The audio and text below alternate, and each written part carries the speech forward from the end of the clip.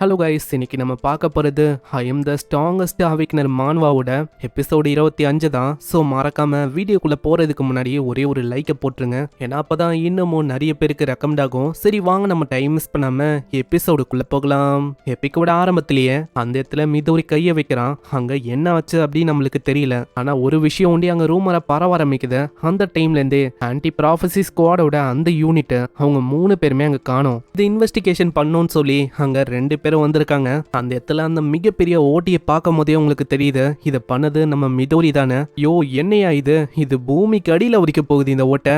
இப்பதான் எனக்கு எல்லா விஷயமும் புரியுது. மிதோரிய எதுக்காக எல்லாருமே உலகத்திலேயே ஸ்ட்ராங் ஆனவன் அப்படின்னு சொல்றாங்கன்னு. சரி இந்த விஷயம் ஓகே தான். ஆனா எதுக்காக இந்த மாதிரி ஒரு ஸ்ட்ராங்கஸ்டான பர்சன் அவனும் அவனோட டீமும் திடீர்னு மறைஞ்சு போகணும், அது எனக்கும் தெரியல. இதுக்கப்புறம் சீன் அப்படியே பேச பக்கம் வந்து அந்த இடத்துல அந்த இன்ஸ்ட்ரக்டரும் ஓடி வராரு. ஆட என்னால நம்பவே முடியல. ஏன்னா ரிப்போர்ட் படி பார்த்தா இப்போ மிதோரி எங்க இருக்கான் அது தெரியல. அங்க ரென்னு அசிஸ்டன்ட் பொண்ணு இருக்கா. அவகிட்ட கேட்கும் போதும் மிதோரி எங்க இருக்கான்னு தெரியல. நான் அந்த அசிஸ்டன்ட் கிட்ட ஒரு ஆர்டிஃபேக்ட் இருக்கும், அது மிதோரி கூட கனெக்ட் ஆகி தான் இருக்கும். ஆனா திடீர்னு என்னாச்சுன்னு தெரியல. சடனா ரீசெண்டா இப்போதான் அது மொத்தமா அழிஞ்சு போச்சு. அதனாலேயே அவங்களுக்கு என்ன பண்ணும் அது தெரியலையா. இப்படி இவங்க முழிக்கும் போது அங்க யாரோ ஒருத்தவங்க வராங்க. பார்த்தா நம்ம ஹீரோ தான். இப்போ புது டீமுக்கு ஒரு கேப்டனாகவும் நம்ம ஹீரோ இருக்கான். இந்த மாதிரி வர்றது கொஞ்சம் எம்பாரசிங்காக இருக்கு. இருந்தாலும் நான் லீடராக இருக்கிறது ஓகே தானா, அதெல்லாம் ஒன்றும் பிரச்சனை இல்லை. ஏன்னா அந்த இடத்துல மிகப்பெரிய டிசாஸ்டராக இருக்கிற அந்த ஏவா அந்த பொண்ணை நீ தோக்கடிச்ச, அது போக எல்லாருமே உன்னை ரெக்கமெண்ட் பண்ணாங்க. அதனால நான் யோசிச்சபடி பார்த்தா இதுக்கு பர்ஃபெக்டான ஆளுன்னா அது நீ தான். உங்கள் ஹீரோவும் மனசுலேயே யோசிக்கிறான், இப்போ நான் ஒரு கேப்டனாக இருக்கிறேன், அதனால நான் சீக்கிரமா ரொம்ப ஸ்ட்ராங்காக மாறணும். ஆல்ரெடி நான் முடிவெடுத்திருக்கேன், கூடிய சீக்கிரத்தில் எல்லா ஃபவுண்டர்ஸையும் நான் சர்பாஸ் பண்ணணும்னு. ஏன்னா இதுக்கு மேலேயும் யாருமே கண்ணு முன்னாடி சாகணும் அப்படின்னு நான் சுத்தமா விருப்பப்படல. அதனால மத்தவங்களுக்கு நான் யாருன்னு காட்டணும். அந்த இடத்துல நம்ம ஹீரோவும் சொல்றாங்க, உண்மையை சொன்னா கேப்டனா இருக்க உனக்கு எல்லா விதமான தகுதியும் இருக்கு, அதனால இதை பத்தி நீ கவலைப்பட வேணாம். அதே மாதிரி எனக்காக ஒரு விஷயத்த நீ பண்ணணும். நெக்ஸ்ட் சீன்ல நம்ம ஆளு அங்க இருக்கிற நிறைய பேரை தோத்துறான். ஏன்னா ஒரு ஸ்குவாடை பொறுத்த வரைக்கும் 7 பேர் டீம்ல இருக்கணும். அதுக்காக தான் எல்லாருக்கிட்டையும் ஆளு ஓடி போறான், நீ என்னோட கான்ட்ராக்ட்ல இருக்கணும், வந்தே ஆகணும்னு. சீன் அப்படியே பாஸ்ட் கொடுத்து அந்த இடத்துல ஏதோ ஒரு விஷயத்த சொன்னாங்களே, அது என்ன விஷயம் அப்படின்னு இப்போதான் நம்மளுக்கு தெளிவா காட்டுறாங்க. அந்த இடத்துல சடனா ஹீரோ பார்ட்டியோட டோர் அப்படியே ஓப்பன் ஆகும். ஹே மினாட்டோ, உனக்கு தெரியும்ல நம்ம மிதோரி அவன் மிஸ்ஸிங்கா இருக்கானு. உன்னோட டீம் மெம்பர்ஸ் நிஷினா, மிக்கோடோ அவங்க 2 பேரையும் அவங்க காணோம். அவங்க 2 பேரும் மிதோரியோட டீம்ல இந்த 2 பேர் தான். அங்க டோர் ஓப்பன் ஆகி முடிக்க அந்த இடத்துல நம்ம நிஷினா, மிக்கோடோ அவங்க 2 பேருமே ரொம்ப மோசமான நிலைமையில இருக்காங்க. அங்க மிக்கோடோவும் இப்பதான் என்ன ஆச்சு அப்படின்னு அங்க விளக்குறாரு. என்ன ஆச்சுன்னா சடனா எங்க முன்னாடி மிதோரி வந்தான். நம்ம மிதோரியோட பாடியை நம்ம 12 அப்போஸ்டலோட லீடரு அவன் டேக் ஓவர் பண்ணிட்டான்னு நினைக்கிறேன். அந்த இடத்துல எங்களை கொல்றதுக்கு அவன் போனான். என்னது, என்ன சொல்லிருக்கீங்க? இன்னுமா புரியல? இதுக்கு முன்னாடியே ஒரு பொண்ணு வந்தால ஏவானு, அவகிட்ட இருக்கிற மாதிரியே சிம்லரான ஒரு சேமான ஸ்கில் தான் அது. அதை வச்சு இப்போ அவன் கண்ட்ரோல் பண்ணிருக்கான். ஆனா இது ஒன்றும் ஸ்கில் இல்லை, அது ஒரு ஆர்டிஃபேக்ட். அதை வச்சுதான் அவன் டேக் ஓவர் பண்ணியிருக்கான்.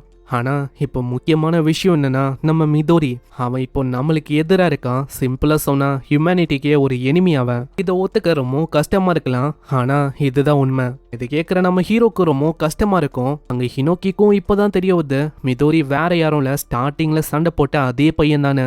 அந்த இடத்துல என்ன தெரியுமா ஆச்சு, அங்க எங்களோட கதையை அவன் முடிக்கலான்னு வந்தான். ஆனா மிதோரி அங்க தடுத்து எங்களை எப்படியோ தப்பிக்க வச்சான். எங்களை தப்பிக்க வைக்கும் போது கடைசியா ஒரு 3-4 வார்த்தையை அவன் சொன்னான். என்னை மன்னிச்சிடு மினட்டோ, என்னால் இப்போ உன்னை ஒண்டிதான் நம்பி இருக்க முடியும். அதனால தயவு செஞ்சு ஜீரோவை நீ தான் டிஃபீட் பண்ணணும். அதனால தான் மினட்டோ இப்போ உனக்கு புரியுதா, எங்களோட நம்பிக்கையே இப்போ உன் மேலே தான் இருக்கு. இப்போ எல்லாமே உன்கிட்ட தான் இருக்கு. ஆனால் அதுக்கு முன்னாடி உன்னோட டீமை நீ ஃபுல்ஃபில் பண்ணும். ஒரு ஸ்குவாடுக்கு 7 பேர் இருக்கணும். அஸ் அ கேப்டனா நீ அந்த 7 பேரை ரெக்ரூட் பண்ணும். அதில் கரண்டா இப்போ 3 பேர் இருக்காங்க, உன்னை சேர்த்து 4 பேர். அதில் யார் யார் இருக்காங்கன்னா நம்ம ஹீரோ, சோ, அக்கானே, ஹனடா. ஆனால் உன்னோட ஸ்குவாட்ல இன்னமும் 3 பேர் கம்மியாக இருக்காங்க, அவங்களையும் ரெக்ரூட் பண்ண. நான் அப்போனா ஒண்டிதான் நம்ம மிதோரியை காப்பாற்ற முடியும். இதனால தான் ஹிபிக்கி ஸ்குவாட்ல இருக்க அந்த பையனை அவன் தேடி தேடி வரான். அந்த பையன் பயந்து போய் கத்துறான், ஐயோ என்னை விட்டுருங்க, நான் ஹிபிக்கி ஸ்குவாட்லயே தான் இருக்கணும் அப்படின்னு ஆசைப்படுறேன். அதுக்கும் மேலே கேப்டன் விடுறதுக்கெல்லாம் வாய்ப்பே இல்லை என்ன. நான் முன்னாடி அக்கானே வரான். அக்கானே ஒரு பர்மிஷன் லெட்டரையும் காட்டுறான். அவ்வளோதான், இதுக்கு மேலேயே உன்னால எதுவுமே பண்ண முடியாது. ஏன்னா அவங்களே ஒத்துக்குனாங்க. என்னது, அவங்க ஒத்துக்குனாங்களா? இது என்னால நம்பவே முடியல. அவ்வளோதான், நீ எங்க ஸ்குவாடுக்கு இப்போ ஜாயின் பண்ணிட்ட. இதுக்கப்புறம் ஹனடா அக்கி ஹினாவை பார்க்க போறான். அந்த இடத்துல ஆளுக்கு என்னன்னா எப்படியாச்சும் அவனை ரெக்ரூட் பண்ணும் அப்படின்னு பாக்குறான். அவங்க இதை பத்தி அவன் சொல்றான், கேப்டனுக்கு நீ வந்து தேவை, அதனால வா எங்க ஸ்குவாடுக்கு ஜாயின் பண்ண. இல்ல வாய்ப்பே இல்லை, என்னால ஜாயின் பண்ண முடியாது. ஏன்னா ரீசெண்டா தான் டோடோராக்கி இறந்து போனா. அவனோட ஸ்குவாட்ல கேப்டனுக்கான கேப் வந்து இருக்கு. அதனால கண்டிப்பா அதை என்னால விட முடியாது. சோ அந்த டீமுக்கு கேப்டனா இருக்கலாம் அப்படின்னு நான் யோசிக்கிறேன். அதுக்கான எக்ஸாமினேஷனுக்கு தான் நான் இப்ப போறேனே. இப்படி சொன்னா கேட்க மாட்டல. அந்த இடத்துல பயங்கரமா கிக் அடிக்கிறான். ஆனா அந்த கிக்கு சுத்தமா அவன் மேல படவே இல்லை. அப்பனா இதுதான் உன்னோட ஸ்கில்லோ? பரவாயில்ல, உண்மையை சொன்னா இது ரொம்ப இன்ட்ரெஸ்டிங்கா இருக்கு. உனக்கு 60 செகண்டுக்கான நான் டைமிங்க தரேன். இந்த யார்டுக்குள்ள 60 செகண்ட்ல நீ என் மேல தொடணும், இல்லையா வேறமா ஒரே ஒரு ஹிட்டை என் மேல பண்ணும். அப்படி நீ பண்ணிட்டா கண்டிப்பா நான் யோசிக்க மாட்டேன், நான் உன்னோட ஸ்குவாடை ஜாயின் பண்ணிக்கிறேன். நீ சொல்றபடி பார்த்தா இந்த யார்டுக்குள்ள என்னால என்ன வேணாலும் பயன்படுத்த முடியும் அதானே? இதுக்கப்புறம் நம்ம அக்கினா அங்க டைமர் ஆன் பண்ணி விட்டுறான். அங்க சண்டையும் ஆரம்பிக்குது. நெக்ஸ்ட் சீன் அப்படியே பாஸ்ட்டுக்கு போகுது. நம்ம அக்கினா அவன் ஸ்குவாடோட கேப்டனை மீட் பண்றதுக்கு அங்க போறான். அந்த இடத்துல டைமென்ஷனல் கிராக்ல ஒரு மீனை பிடிக்கிறாரு. பிடிக்கும் போதே அவருக்கு தெரியுது பின்னாடி வருது அக்கினா தானே. ஹேய், உன்னை பார்க்கும் போதே எனக்கு தெரியுது எதுக்காக நீ எக்ஸாமினேஷனை அட்டன் பண்ணனு. ஒரு அக்கி இப்போ இறந்து போயிட்டான். அவனோட டீமுக்கு கேப்டனா இருக்கலாம் அப்படின்னு நீ ஆசைப்படுறேன். உண்மையை சொன்னா ஒரு டீமுக்கு கேப்டனா இருக்கும் போது யாரையுமே நான் இறக்க விடக்கூடாது அப்படின்னு தான் நான் யோசிக்கிறேன். அப்படியா? ஆனா உன்னால அந்த கோலை அச்சீவ் பண்ண முடியாது. ஈவன் நீ ஒரு கேப்டனா மாறினாலும் அப்படி உன்னால பண்ண முடியாது. அட, நீங்க என்ன சொல்ல வரீங்க? என்னால கேப்டனா இருக்க முடியாது அப்படின்னு சொல்றீங்களா? அப்படி ஒன்றும் நான் சொல்லல. உன்கிட்ட ஒரு குறை இருக்கு. இதுக்கப்புறம் சீன் அப்படியே பிரசன்ட் குத்து அங்க பயங்கரமா அட்டாக் பண்றான். ஆனா ஒரு அட்டாக்ல இருந்தும் நம்ம அக்கினா அசால்ட்டா அங்க தப்பிக்கிறான். அவன் கிட்ட ஒரு ஸ்கில் இருக்கு. அந்த ஸ்கில் மூலமா குறிப்பிட்ட ஏரியால அடிக்கடி அவனால டெலிபோர்ட் ஆயிக்க முடியும். ஸ்கில் அவன் பயன்படுத்தணும்னா அந்த ஏரியாவை அவன் டார்கெட்டா மார்க் பண்ணிருக்கணும். ஒரு முறையாச்சும் அந்த இடத்துக்கு வந்திருக்கணும். அப்படி இருக்கும்போது அந்த 100 மீட்டர் ரேடியஸ்ல அவனால அடிக்கடி டெலிபோர்ட் ஆக முடியும். இப்போ சிம்பாலிக்கா அந்த விஷயம் தான் அங்க நடக்குது.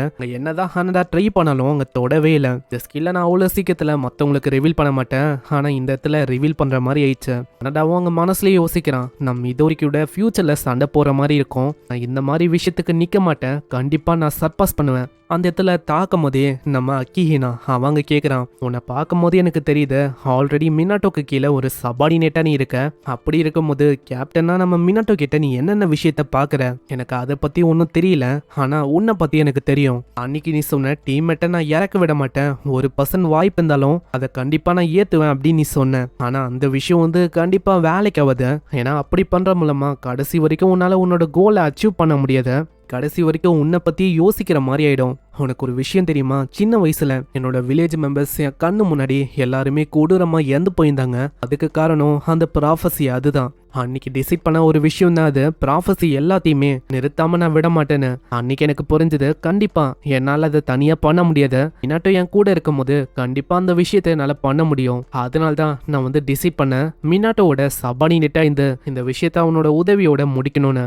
இப்பதான் அவனுக்கு விஷயமே புரியுது எதுல அவனுக்கு குறை இருக்குன்னு.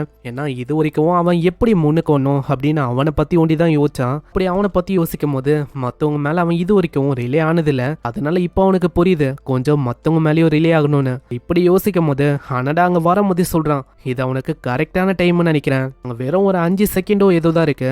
அங்க அக்கினா இன்னமும் ஆச்சரியம் வரான். ஏன்னா ஹனடாவோட போன்ல யாரோ ஒருத்தங்களுக்கு அவன் மெசேஜ கடைசி நேரத்துல போட்டிருக்கான். யாருன்னு பார்த்தா நம்ம சோதான். சோ வரும்போதே கல்லுண்டுலா அதையும் ஸ்கைஃபாலோட மர்ச் பண்றானா. அந்த கோட்டையாடு அப்படியே ஒட்டு மொத்தமா அழியுது. அட, இவன் மொத்தமா லிஸ்டான். அப்போனா இதுக்கு மேலேயும் நல்லா ஓட முடியாதுன்னு நினைக்கிறேன். இதுதான் எனக்கும் வேணும். ஃபிளாஷான வேகத்துல ஒரு பயங்கரமான கிக் அடிக்கிறான். இதனால நம்ம அக்கினாவோட ஒரு துண்டு துணி அதை அப்படியே காலில் மாட்டிக்குது. டைமிங்கும் கரெக்டா 0க்கு போகுது. அங்க ஜெயிச்ச மாதிரியும் காட்டுது. ஒரு சைடு சோக்கு டவுட்டா இருக்கு, இதை அவன் ஏத்துப்பானான்னு. ஏன்னா கடைசி நேரத்துல அவன் ஹெல்ப் பண்ணா. அதனால ஏதாச்சும் சொல்ல போறான். ஆனா அதெல்லாம் அவன் கண்டுக்கல.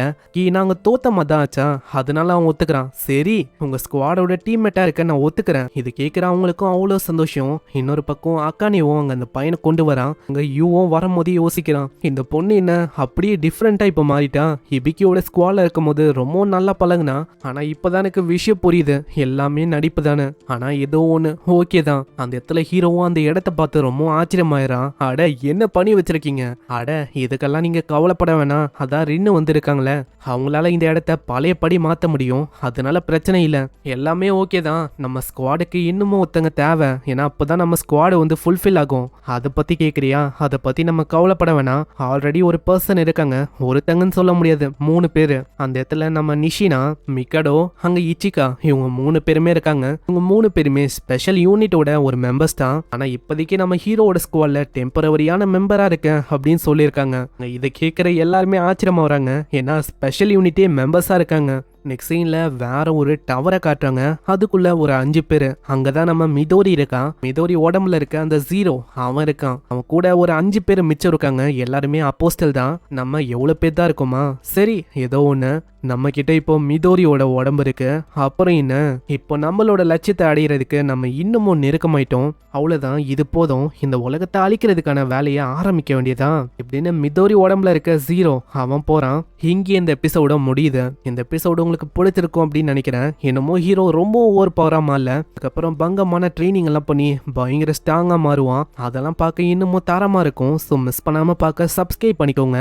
அதே மாதிரி வீடியோக்கு லைக்கை போடலையா, மறக்காம லைக்கையும் போட்டுருங்க. நான் உங்களை அடுத்த எபிசோட்ல சந்திக்கிறேன். தேங்க்யூ ஃபார் வாட்சிங். சைனரா.